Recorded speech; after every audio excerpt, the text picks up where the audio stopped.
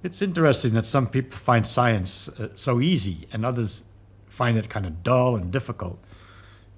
Especially kids, some of them are just eat it up.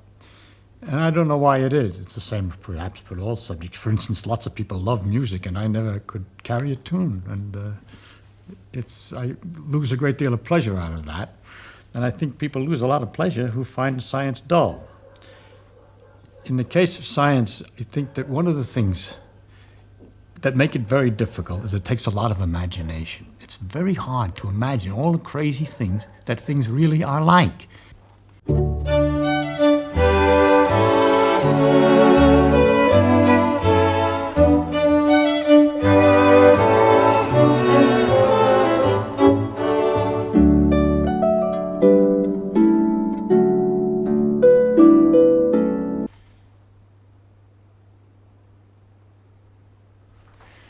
Nothing's really as it seems. We're used to get, hot and cold, and all that hot and cold is the speeds that the atoms are jiggling. If they jiggle more, it corresponds to hotter, and colder is jiggling less. So if you have a bunch of atoms, a cup of coffee or something sitting on a table, and the atoms are jiggling a great deal in the coffee, and they bounce against the cup, and the cup then gets shaking, and the atoms in the cup shake, and they bounce against the saucer, and the heat heats the cup and heats everything else. And hot thing spreads its heat into other things by mere contact, because the atoms that are jiggling a lot in the hot thing shake the ones that are jiggling only a little bit in the cold thing, so that the hot heat, we say, goes into the cold thing. It spreads.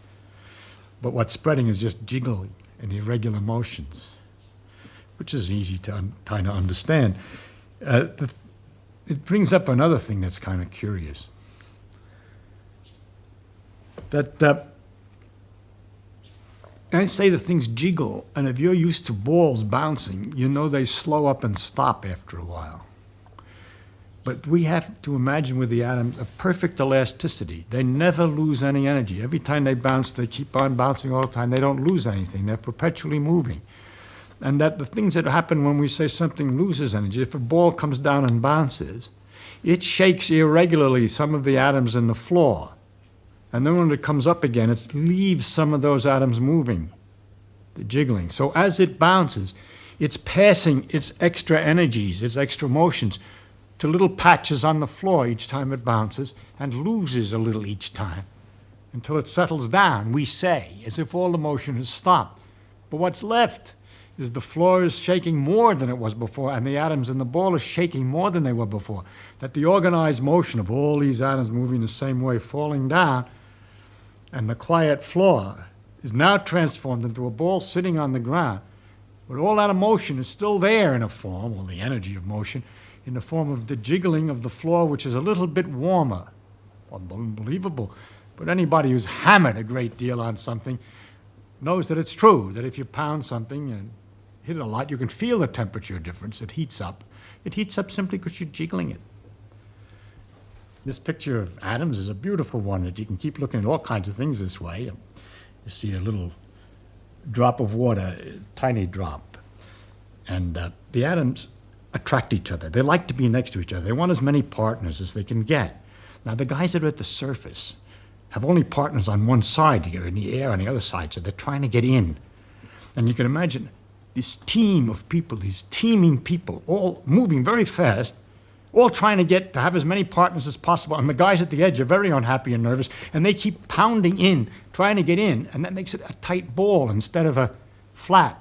And that's what, surface tension, the way when you realize, when you see how sometimes a water drop sits like this on a table, then you start to imagine why it sits like that, because everybody's trying to get into the water. And at the same time, while all this is happening, there are these atoms that are leaving the surface, and the water drop is slowly disappearing. I find myself trying to imagine all kinds of things all the time, and I get a kick out of it, just like a runner gets a kick out of sweating. I get a kick out of thinking about these things.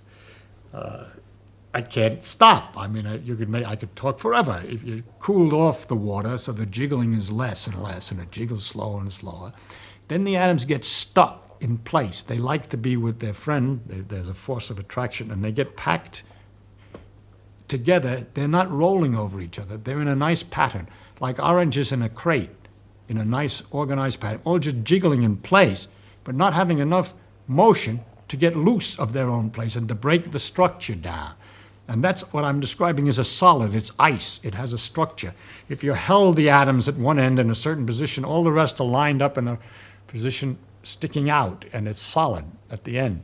Whereas if you heat that harder, then they begin to get loose and roll all over each other, and that's the liquid. And if you heat that still harder and they bounce harder, then they simply bounce apart from each other, and they're just individual, I say atoms, there's really little groups of atoms, molecules, which come flying and hit. And although they have a tendency to stick, they're moving too fast. Their hands don't grab, so to speak, as they pass, and they fly apart again. And this is the gas we call steam. You can get all kinds of understanding. When I was a kid with this air, which I was always interested in, I've noticed that when I pumped up my tires in a bicycle, you can learn a lot by having a bicycle. I'd pump up the tires, that the pump would get hot. And that also understandable. See, as the pump handle comes down and the atoms are coming up against it and bouncing off, and it's moving in, the ones that are coming off have a bigger speed than the ones that are coming in, so that as it comes down, and each time they collide, it speeds them up. And so they're hotter. When you compress the gas, it heats. And when you pull the piston back out, then atoms which are coming fast at the piston feel a receding or sort of a give. It gives, and it comes out with less energy. It's like going up against something which is soft and yielding. It goes boom, boom, and it loses. So as you pull the piston out and the atoms are hit, they lose their speed and they cool off. And gases cool when they expand. And the fun of it is that all these things which you see or notice in the world about it, the pump heats the gas, or the gas cools when it expands, or the steam evaporates until you cover the cover, and all these things you can understand from these simple pictures.